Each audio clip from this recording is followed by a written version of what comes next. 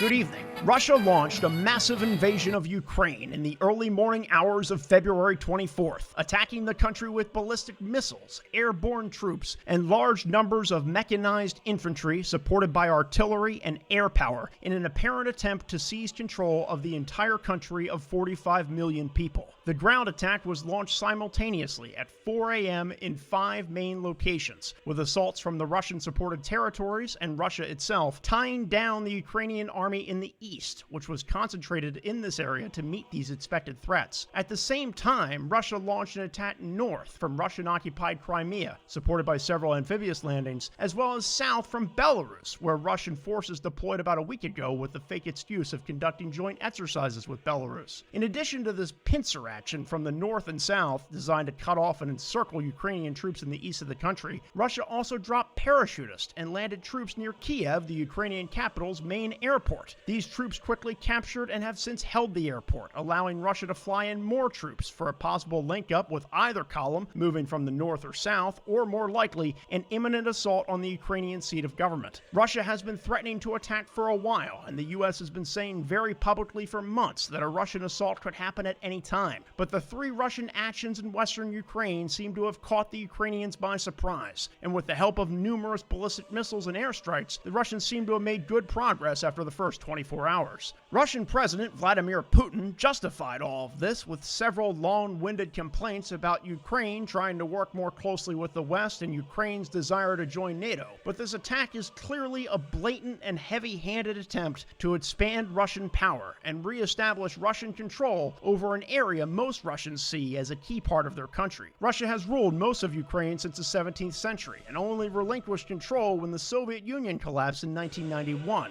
Since 2014, when Ukraine elected a pro-Western government, Russia has supported an insurgency in eastern Ukraine, home to most of the country's Russian speakers, who make up about a quarter of the total population. In recent years, the Ukrainian army has been steadily beating the Russian-backed insurgency, greatly reducing the size of the territories the separatist groups control. Now Ukraine faces a much more serious fight. Russia's invasion is the largest since the Second World War, and the US and European countries have repeatedly pledged to stay out of it. Videos suggest there are already hundreds of casualties and thousands of refugees, but it remains to be seen how long and bloody this conflict will be. That is all for this evening. Thank you and have a good night.